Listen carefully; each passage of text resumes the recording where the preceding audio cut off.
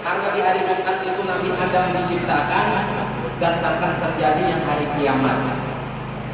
Kenapa Nabi dilahirkan di hari Senin pada hari Jumat? Agar tidak ada pemahaman dan tidak ada pemikiran bahwa Nabi itu mulia karena keterlibatan kemuliaan hari Jumat pada kelahiran Nabi. Justru Nabi dilahirkan di hari Senin. Ini Allah ingin menunjukkan bahwa kemuliaan Nabi itu asli. Tidak ada sesuatu apapun yang membuat Nabi mulia kecuali murni campur tangan Allah Ta'ala. Bahkan segala sesuatu yang disematkan atau dinisbatkan atau disandarkan kepada Nabi itu menjadi mulia. Senin menjadi mulia karena sebab di hari itu Nabi dilahirkan. Rabiul Awal menjadi mulia karena di hari itu dilahirkan Nabi, di bulan itu dilahirkan. Paman Nabi Abu Lahab mendapatkan kucuran banyu setiap hari Senin karena sebab satu kali pernah gembira atas lahirnya ponakan dia. Padahal Abu Lahab ini gembira bukan karena ini cikal bakal menjadi seorang penerang, seorang nabi, seorang rasul. Abu Lahab ini senang gembira lahirnya Rasulullah itu karena status Rasulullah itu laki-laki. Itu aja. Dihabarkan oleh Suwaibah al-Aslamiyah kepada tuannya yaitu Abu Lahab bahwa kau punya keponakan lahir. Keponakan ini lahir statusnya laki-laki kelaminnya. Gembira karena kelelakiannya Rasulullahnya. Itu dapat dibalas oleh Allah kebaikannya dengan setiap hari Senin mendapatkan kucuran banyu daripada sela jari jemarinya. Ini riwayat diangkatkan di dalam Sahih Bukhari ketika Sayyidina Abbas bin Abdul Muthalib memimpinkan Abu Lahab sesudah mampusnya Abu Lahab. Ini Abu Lahab, tempat yang di situ dilahirkan Nabi Shallallahu Alaihi Wasallam, seafdol tempat di atas permukaan bumi. Berarti ada bentuk kemungkinan dan pasti kita ini umat karena disandarkan kepada Rasulullah seafdol umat. Apa kata Imam Abi Abdillah Muhammad bin Sa'id al-Busiri di Akramul Rusli kunna akramal umami, karena barakat kemuliaan Rasulullah kita jadi keempat dua mulia. Karena berkat keutamaan Rasulullah kita pun menjadi utama. Karena sebab kemuliaan Rasulullah kita pun menjadi mulia. Luar biasa. Meminta ada, kita mendaftar ada, mohon-mohon ada, bayar ada, tahu-tahu lahir keren. Diazankan sebelah kanan, dikomarkan di sebelah kiri, diberi nama, masuk sudah golongan umat Nabi Sallallahu Alaihi Wasallam. Ini kan sebuah keutamaan dan kemuliaan. Apapun yang disandarkan kepada Nabi menjadi mulia. Ulama benar. Kenapa jadi mulia? Karena ini mengandung ilmu Nabi di dalam batang tubuhnya. Seorang zuriat Nabi, kenapa menjadi mulia? Habaib umpamanya atau syarifah menjadi mulia karena darah dan dagingnya itu bersumber daripada Nabi Sallallahu Alaihi Wasallam. Artinya segala sesuatu yang disandarkan kepada Nabi itu menjadi mulia. Sumber seluruh kemuliaan. Fama min khuluqin fil bariyati mahmud illa wa huwa mutalaqqan an sayyidil wujud. Tidak ada sesuatu yang baik dan bagus kecuali semuanya bersumber daripada Nabi Sallallahu Alaihi Wasallam. Jadi kita umat Islam yang saat ini yang berkumpul dalam masjid ini pun sebuah kemuliaan. Artinya Allah kata mengangkat kita nih malam ini berkumpul di sini. Biar kayak apa aja kita anda, kalau Allah pada bakal angkat kita berkumpul di sini dan termasuk orang yang tidak beruntung karena dihadirkan di malam ini. Walaupun kita tahu, walaupun kadang-kadang parah rumah dalam acara, kalau Allah pada menghendaki kita dapat keuntungan untuk hadir di sini, kalau mau hadir tidak. Dan ini dipilih, ayo ikhwan, kadang murah ini. Yalah, orang hantar dunia aja kadang-kadang kepilih. Kita masuk PNS saja kepilih orang. Nanti cari orang 300, mau mendaftar 30.000. Bayangkan, yang dicari kadang-kadang 50.000, yang mendaftar 5.000. Dipilih. Ini dunia Mas Bro. Artinya ikam kada masuk PNS itu ada dua kali masuk neraka. Kalau orang gara-gara ada lulus PNS lalu dipukuli bukan akhir macam kubur, kata juga Allah. Bapilih loh urusan dunia. Lah ini kenapa pilih lah? Yang ini kada pilih. Laki-laki bukan orang pilihan. Orang sembarangan. Kita orang pilihan. Dan kita harus bersyukur itu. Dan harus kita nyatakan rasa syukur kita untuk itu. Ya Allah, ini kan dipilih oleh Allah, kita berkumpul bermuajahah, ditandai ulang dengan restu dan ridhonya Rasulullah, dihadirkan ke sini habaib, dzurriyyat Nabi, ialah darah dagingnya Nabi. Pada sembarangan ini darah daging Nabi. Saking Allah masih rahman rahimnya lawan umat Rasulullah ini. Sosok jasad Rasulullah ini sudah wafat di tengah-tengah kita, masih dihadirkan utus keturunannya supaya rahmatnya Rasulullah itu ada putus. Wa ma arsalnaka illa rahmatan lil alamin. Tidak kami mengutus engkau melainkan menjadi rahmat bagi semesta alam. Bumi masih sampai detik ini rahmatnya Rasulullah itu masih ada, yaitu dengan masih adanya utus keturunan Nabi SAW di tengah-tengah kita. Ini kan sebuah kemuliaan yang Allah berikan rasa cinta. Nah, ini yang perlu kita pandang dan begitu. Kita perhatikan begitu bahwa kita ini masih dipilih oleh Allah Taala dan masih dinadroh atau dipandang oleh Rasulullah SAW. Maka sudah sepatutnya lah dan sepantasnya lah malam ini kita duduk bersama membaca maulid terbuai dengan lantunan syair-syair, dipanjatkan doa di situ, kita berharap turunnya rahmat. Apalagi saat ini kondisi kita berada di penghujung zaman, nang di mana-mana akhlak dan moral sedang bobrok. Bingung kita bagaimana meluruskan akhlak dan moral ini. Ulama di sana sini berceramah, ulama di sana sini isi majelis yang hampir ribuan, yang jadi setannya pun ribuan juga, saingannya banyak juga. Apalagi yang bisa kita harapkan kalau kata barakat Rasulullah, kalau kata majelis saya ini yang bisa menggodok.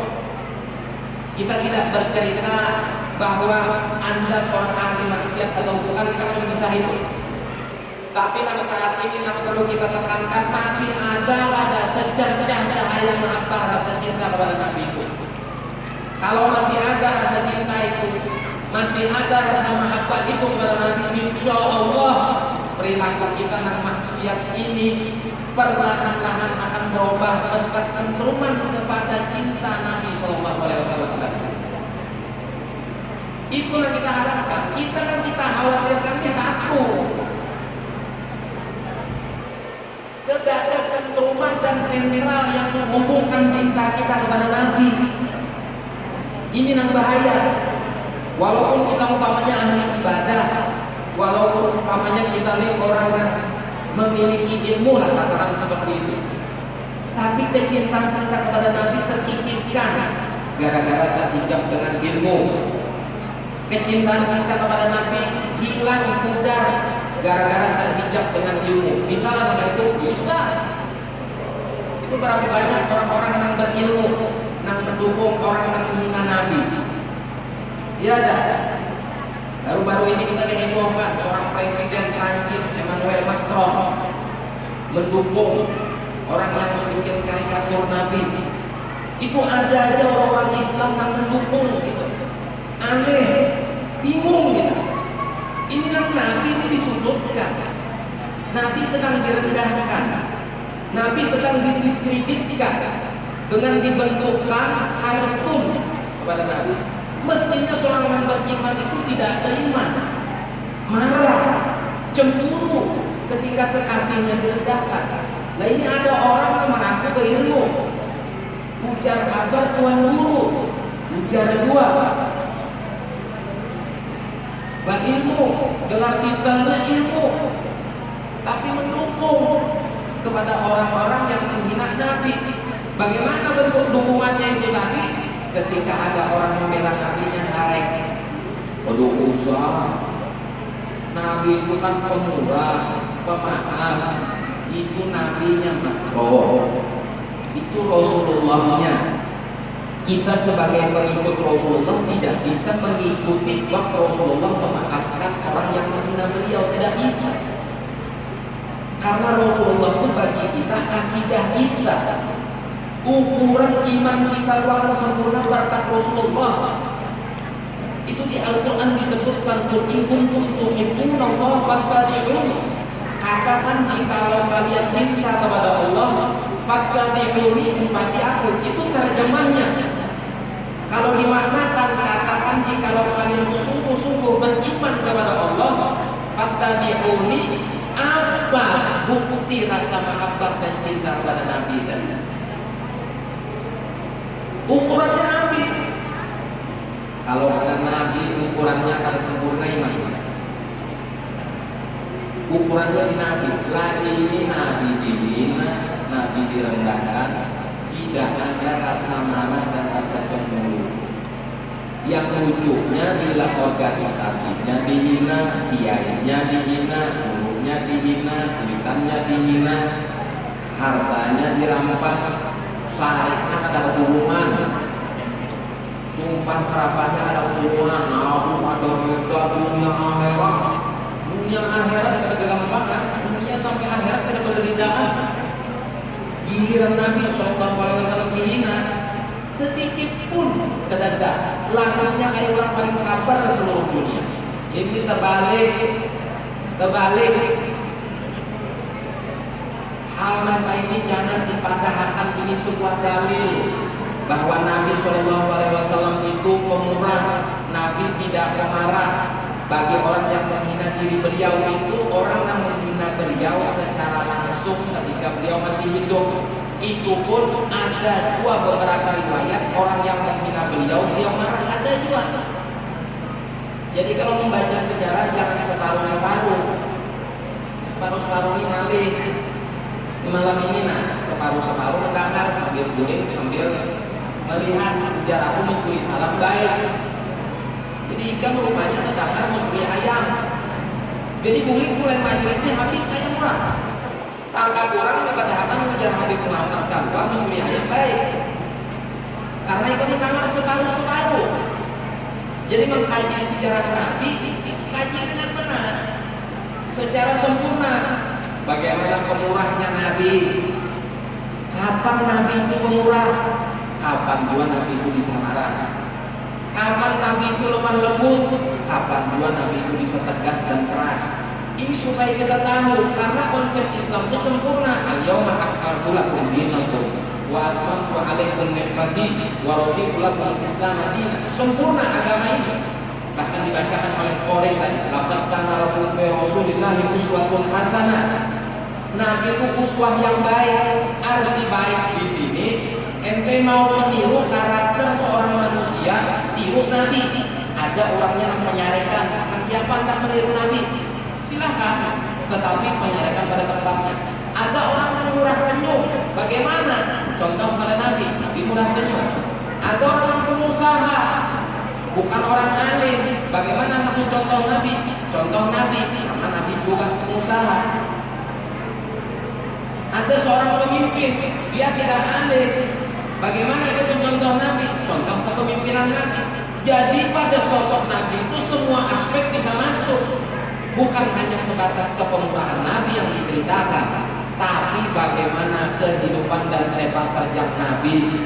Kapan Nabi itu pemurah, kapan Nabi itu santun, kapan Nabi itu lemah lembut, kapan Nabi itu tegas. kapan Nabi harus keras, kapan Nabi harus marah. Ini ada pada diri Nabi Shallallahu Alaihi Wasallam. Makanya disebut uswatun hasanah, suri teladan yang baik, teladan bagi semua kelompok, teladan bagi semua individu, teladan bagi semua institusi, apapun profesi yang ada, mencontoh Nabi itu bisa. Cuma pertanyaannya seperti hakon dan adal, punya hakon, kita contoh tokoh Nabi. Bila ada hakon, tahu. Lagi wah ini banyak idolanya loh. TikTok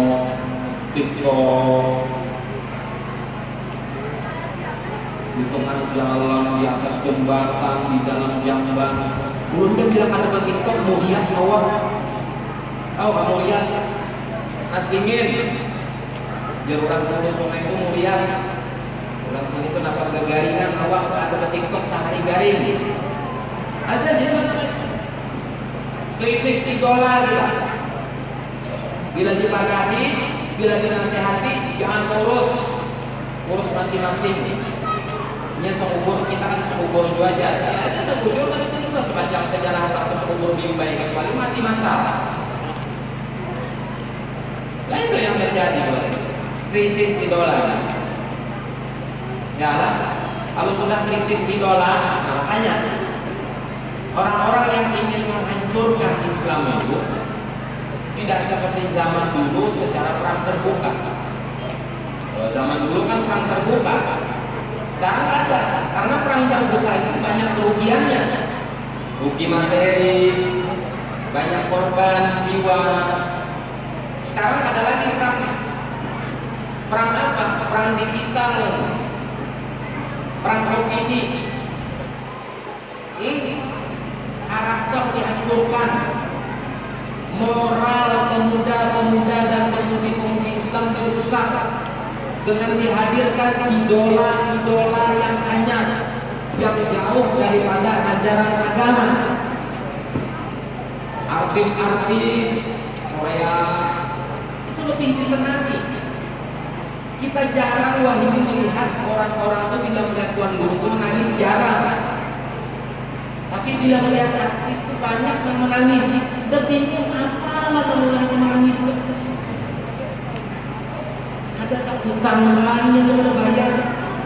Kan kadang bisa kita kadang menangis melihat orang itu kan kurungnya kada bayar setiap hari ke papasan kita. Kita malah sumpan ya sampai terangis. Kenapa kada bayar-bayar? Mungkin masih belum kata itu. Lah ini menangis lihat artis itu bingung kita. Apa mulai menangis nih? Jarang kita melihat kayaknya orang menangis melihat ulama, menangis melihat habaib. Luar biasa antusiasnya kepada ulama dan habaib, jarang. Dulu aja zaman Allahyarham Rasulul Bahari waktu pengajian begini lawas libur baru siling keluar itu banyak yang mobilnya itu bahkan mulai subuh siling keluar berabuk banyak yang menangis dalam terjajah-jajah. Hanya itu aja dan masuk hari ini tadi mendesak Muhammad Rizik Syihab datang itu tidak ada. Artinya masih ada aja masih ada aja lagi umat Islam. Cuman yang banyak yang ini artis itu sudah artis sudah tahu kayak orang kesarangan tuh kayak orang lucu-lucu nangis lucu-lucu perlu dirupiah aja kalau ada tetap kasihan negara itu. Nah kita kasihankan itu kalau itu anak kita itu aja kita akan menyambar ulangnya ada kayak apa itu terjadi kepada anak kita, kayak apa itu yang terjadi kepada keluarga kita, kayak apa itu yang terjadi kepada sanak famili kita tentang seperti itu. Apa yang harus kita pertanggungjawabkan di hadapan Allah Ta'ala ketika keluarga kita ini mengidolakan orang yang ada pantas untuk diidolakan. Nah makanya untung alhamdulillah ulama-ulama kita kala itu banyak Allah berikan ilham untuk meninggalkan warisan-warisan ini. Warisan apa? Ini warisan ini. Setiap bulan Ramadan kita berkumpul ini. Karena sampai bulan Rajab kita berkumpul. Bila 1 Muharram kita kumpul, bila Nisfu Sya'ban kita kumpul, Ramadan Nusul Rukaan kita kumpul. Tujuannya apa? Agar ikatan kita kepada Nabi dan ikatan kita kepada Allah ini adalah pas. Karena ini setan-setan di luarnya banyak, gentayangan. Kita kada tahu keluar dari majelis ini masih ada kita dalam keadaan mendapatkan hidayah atau kada. Kita kada tahu. Makanya ini ulama kita punya inisiatif, dikumpulkan di majelis-majelis ilmu. Alhamdulillah lagi di Kalimantan Selatan itu urusan majelis, urusan majelis kan bisa dipisah lagi sudah. Di mana-mana tempat majelis, alhamdulillah. Yang penting jangan berhibirian, itu aja. Jangan bahasutan, atau yang istilah bahasa itu jangan baca catatan di bawah kata murid pada murid juga ketamparan gara-gara berpilih-pilihan guru rusak. Sama aja guru itu datang bagus, beda metode boleh, tujuan harus tetap sama. Yang penting guru itu melajari anak kita nang jujur, kecuali guru itu melajari jadi maling, atau melajari dari undang-undang, atau melajari kita meninggalkan syariat. Maka jangan guru selamanya melajari anak kita baik, insya Allah bagus saja, tapi bisa dibeda-bedakan. Namun anda hadir kelihatan kata kawan mana anda, dan terusah dijadikan bahan perbandingan. Makin banyak majelis, alhamdulillah makin bagus, makin perbaikannya bagus. Jangan anak melkop sorak aja, anak ini aja yang paling banyak sanggup lah. Kalau ngurus orang banyak manusia macam-macam modelnya. Dan sedikit aja di majelis tersinggung. Hanya panggil sedikit kita lah, wajar jangan tapi begitu, jangan main ring ribah. Nah, guru ini menyinggung aku, yang pada hendak lagi jadi suruhan aku ada ridho, itu jangan hendak lagi hadir. Macam-macam manusia yang hadir di majelis, ada tentang penyinggungan, ada yang merasa yang gurunya kan pandai lucu ketawa, nanti dua. Jual ada perampokan, biar pakai HP-nya gurunya lucu, dapat Tuhannya dan malaikat panik ada dua. Jadi macam-macam, intinya sama-sama berada tujuannya baik. Yalah metode boleh berbeda, ada nangka ini, ada nangka ini, yang penting sesuai aja dengan konsep Nabi SAW. Tidak lain tidak bukan tujuannya namanya membentengi umat. Ulama ini membentengi umat tugasnya. Nah, ini perlu kita ingat. Ulama tugasnya apa? Membentengi